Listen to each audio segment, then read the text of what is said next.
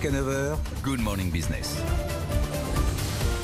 Il est 8h16 et nous avons une ministre, encore ministre, en tout cas dans son poste de secrétaire d'État auprès du ministre de l'économie et des finances, Agnès Pannier-Runacher, qui va nous parler de Vichevrillon, j'imagine, du plan vert et du plan de soutien aux artisans et aux indépendants. Mais aussi des boîtes de nuit avec le monde de la nuit qui broie du noir, parce que justement Agnès Pannier-Runacher les reçoit demain. Bonjour Agnès Pannier-Runacher. Bonjour. Merci d'être là. Beaucoup de questions à voir avec vous. On va parler de l'industrie. Est-ce que l'industrie est un frein à la transition écologique ? On va parler de l'arrêt de Fessenheim en disant est-ce que là on est dans la com. On sait que c'est un des atouts de l'industrie française quand même, l'énergie peu chère. Un petit mot quand même sur le chômage partiel. Vous avez vu, il y a 850 entreprises qui sont fait taper pour abus de l'utilisation du chômage partiel après des contrôles qui ont été lancés par l'inspection du travail. Vous êtes surprise ? Je savais parce que nous avons eu des remontées, y compris de salariés qui étaient très gênés aux entournures de voir que leur entreprise faisait du chômage partiel alors qu'eux-mêmes travaillaient et souvent en télétravail chez eux et qui nous écrivaient.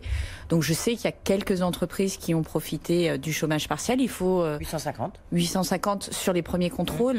Muriel Pénicaud. 3 000 contrôles, il y a 12 000 en tout. Voilà, exactement. Muriel Pénicaud veut lancer 30 000 contrôles cet été. Je crois que c'est important parce que les entreprises qui ont joué le jeu, les entreprises qui ont travaillé, trouverait un peu curieux finalement indirectement de financer celles qui cumulent le meilleur des deux mondes, leurs salariés payés par l'État et quand même du chiffre d'affaires qui rentre. Alors je vois que vous avez mis une chemise verte, il faut dire que tout est peint en vert en ce moment. On a vu le président de la République qui a dit qu'il reprenait l'essentiel, pour pas dire la quasi-totalité des mesures de la Convention citoyenne pour le climat, en excluant donc les 110 km/h et notamment la taxe sur les dividendes. Est-ce que l'industrie, vous occupez beaucoup d'industrie, est-ce que l'industrie finalement n'est pas comme un frein à la transition écologique ? On dit que l'économie ne doit pas freiner la transition écologique, mais quand même on voit qu'il y a des contradictions. Moi, je ne partage pas du tout ce point de vue. On a tendance à opposer de manière très paresseuse l'écologie et l'économie. En réalité, l'industrie, c'est la réponse sur l'écologie. Si vous voulez des mobilités vertes, il va falloir les inventer.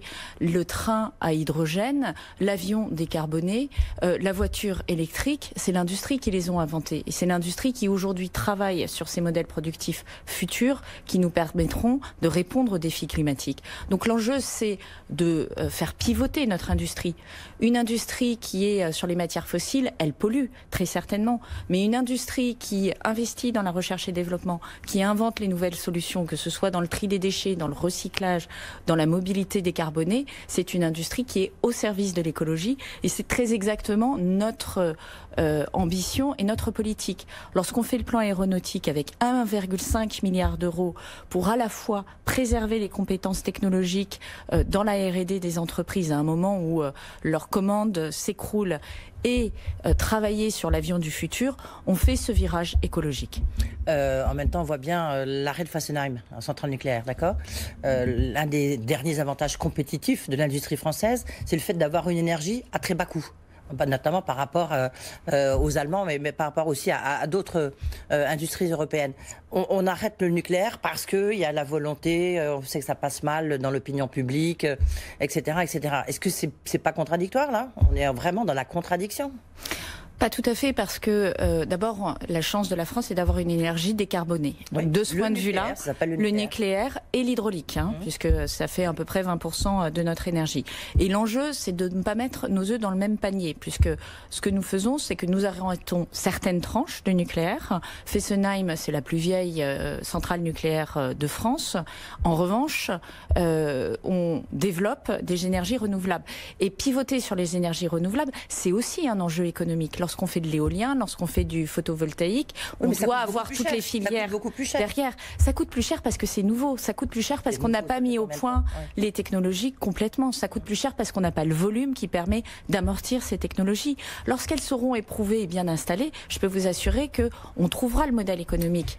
Mais il faut mettre l'argent dessus. C'est un peu une question de poulet d'œuf. Si on n'investit pas aujourd'hui, on ne trouvera pas le modèle économique qui permettra d'avoir des énergies renouvelables soutenables et à bon prix. Est-ce que ce qui se passe en ce moment, Agnès Pannier-Runacher, enterre les projets de nouveaux EPR ? On sait que c'est ça que souhaite le président d'EDF, Jean-Bernard Lévy, mais les arbitrages ne sont pas définitivement tranchés. En fait, le nucléaire, on ne l'exclut pas de notre mix énergétique. Oui. Loin de là. Ce qu'on essaye de faire, c'est de pondérer la part des énergies renouvelables et la part du nucléaire. Donc, et en termes technologiques, la construction d'EPR. En termes technologiques, ce qu'on regarde, c'est pas nécessairement des EPR, c'est des centrales qui peuvent être de taille plus modeste, qui répondent à nos besoins d'avoir une base installée, puisque la difficulté avec les énergies renouvelables, c'est que c'est plus volatile en termes de production, et d'avoir des technologies aussi qui sont plus efficientes. L'EPR aujourd'hui a un bilan contrasté pour le moins en termes économiques. Oui. Et donc, regardons de nouvelles technologies, et c'est un des sujets sur lesquels le président de la République souhaite avoir des réponses dans l'année qui vient. Encore 2 petites questions industrielles, après on passera au plan que vous avez présenté hier. Impôt de production, enfin les arbitrages bientôt ? En tout cas, avec Bruno Le Maire... Je sais que vous y travaillez, mais ça fait longtemps que vous y travaillez. Nous portons une réduction des impôts de production. L'enjeu, c'est à la fois de rendre plus compétitive notre industrie. Vous savez que les impôts de production, c'est sur l'ensemble de l'économie, mais ils pèsent particulièrement sur le monde industriel. Donc, comment on rééquilibre ça ? Et puis, il y a l'impôt qui est la C3S, qui est un impôt... qualifié par le Conseil d'analyse économique d'impôt stupide, extraordinairement stupide, parce qu'il se diffuse dans l'ensemble de l'économie. Donc ça pourrait être celui-là. Il faut regarder aussi qui sont les redevables et est-ce que nous avons d'autres leviers, par exemple le plafonnement du CET, là je rentre un peu dans la technique, mais qui peut particulièrement être orienté en direction de l'industrie. Puis dernier point, donner de la flexibilité aux collectivités locales pour qu'elles puissent elles-mêmes, parce que ce sont les principales bénéficiaires de ces impôts de production, elles-mêmes moduler leurs impôts, en particulier pour l'installation de nouveaux sites et donner des exonérations gagnant-gagnant avec des entreprises. Au lieu de baisser leur base fiscale, elles donnent une exonération sur un site futur et lorsque celui-ci fonctionne bien, elles bénéficient de l'impôt à ce moment-là. D'accord, on commence à voir comment ça va se dessiner. Airbus, ça va être un plan massif, très massif. Gigantesque, vous le savez, vous devez en connaître quand même. Écoutez, je crois que c'est Guillaume Faury qui doit faire ses annonces. Ce qui est très clair, c'est que nous, sur l'aéronautique, nous avons pris nos responsabilités. Nous avons pris un plan aéronautique qui permet, avec l'accompagnement de chômage de longue durée partiel, avec un financement de la R&D, je l'ai dit à l'instant, absolument énorme, puisque nous multiplions par 4 ce financement de la R&D. Ça permet de sauver des emplois. Donc moi, ce que je demande à Guillaume Faury, c'est d'utiliser tous les leviers de ce plan pour éviter, limiter au maximum les suppressions d'emplois. Après, l'aéronautique, c'est 40% de commandes en moins aujourd'hui. C'est un fait. Ils ne vont pas fabriquer des avions pour les stocker dans un hangar. Donc, je comprends qu'il y a un ajustement nécessaire, mais avec un dialogue social le plus responsable possible et cet objectif de réduire au maximum l'impact, parce que nous avons mis de l'argent dans cette affaire. Donc, chacun doit prendre ses responsabilités. Vous l'avez prise, vous demandez à Guillaume Faury de la prendre. Alors, en fait, le premier plan social de France, ça risque d'être celui des artisans, des indépendants et des commerçants. Vous avez présenté hier un plan de 900 millions pour soutenir très concrètement, avec des exonérations des charges patronales, un crédit trésorerie. Vous redoutez un jeu de massacre dans ce secteur-là ? Aujourd'hui, ce que nous disent les petits commerçants et les artisans, suivant des enquêtes qui nous remontent par région, c'est 15 à 30% d'entre eux ne savent pas s'ils vont terminer l'année. C'est monstrueux. Ouais. C'est monstrueux. Donc, et quand ils déposeront le bilan, personne n'en entendra parler. C'est pas le plan social d'Airbus qui fera la une des journaux peut-être demain. Et l'enjeu qu'a le président de la République sur ce sujet-là et sur lequel il nous a demandé d'agir, c'est effectivement de mettre en place un plan qui permet de limiter la casse dans ces secteurs. Comment on limite la casse ? En donnant de la trésorerie. On limite la casse aussi en accompagnant en particulier ceux de ces artisans et commerçants sur les territoires, parce que c'est pas la même chose d'être commerçant à Paris ou d'être commerçant dans un bourg-centre avec des centres commerciaux pas très loin, en périphérie, et de voir la rue commerçante se vider progressivement.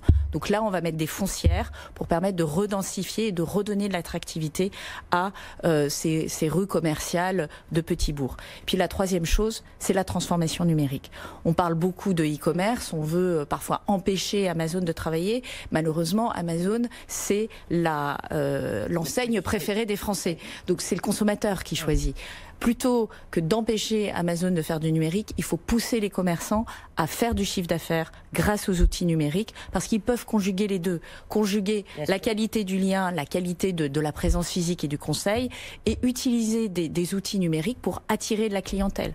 Les rendez-vous en ligne pour les coiffeurs, que vous prenez à 23h dans votre lit et qui vous permet de conforter, de prendre ce rendez-vous, c'est de la clientèle en plus pour les coiffeurs. Un petit site, une marketplace pour une ville moyenne. Voilà, exactement. Et il faut le faire le plus simplement possible. Les commerçants, les artisans, le numérique, pour 80% d'entre eux, c'est quand même un peu lointain. Or, il y a plein de petites choses qu'on peut faire qui peuvent leur permettre de gagner 10, 20, 30% de chiffre d'affaires. Et donc, nous allons les accompagner. Les accompagner en faisant une évaluation de leur maturité numérique, ensuite un diagnostic numérique, un accompagnement et du financement pour passer à l'acte et investir dans le site qui va bien ou dans, je dirais, le suivi des réseaux sociaux ou dans une caisse qui est complètement reliée à la vente en ligne et au stock. Agnès Pannier-Runacher, décidément, vous êtes surtout sur tous les fronts. Industriels, Airbus, les artisans et aussi les boîtes de nuit, parce qu'il y a un immense problème, parce que elles n'ont pas le droit de réouvrir.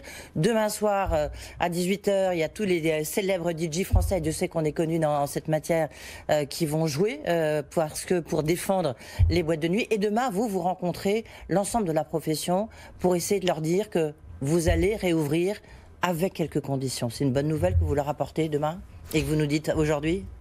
Je réunis les boîtes de nuit avec Jean-Baptiste, enfin le monde de la nuit d'ailleurs, de manière plus large, avec Jean-Baptiste Lemoine qui a monté dans le cadre du plan tourisme un comité spécial pour la nuit. La nuit, c'est ne serait-ce que les discothèques, plus d'1 milliard d'euros de chiffre d'affaires. Donc c'est pas seulement un sujet de loisir, c'est un vrai sujet économique, c'est des emplois derrière, et particulièrement pendant l'été.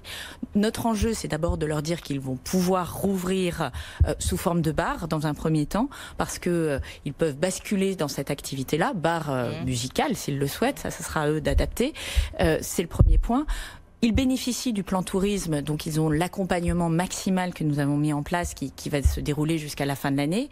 Et puis surtout, travailler sur les conditions d'une réouverture de ces discothèques, notamment avec des conditions sanitaires. On a vu que l'Italie a réussi à le faire, que l'Allemagne a réussi à le faire. Donc il faut qu'on y travaille et qu'on trouve des solutions à ce secteur d'activité qui est aussi important que les autres. Voilà, et qui est en plus, visiblement, plutôt bonne nouvelle pour demain. Merci beaucoup, c'est important pour notre morale aussi. Merci beaucoup d'avoir été avec nous, Agnès Pannier-Runacher, secrétaire d'État auprès du ministre de l'économie. Jusqu'à présent, comme vous l'avez dit, Christophe, parce que le remaniement, c'est peut-être la priori.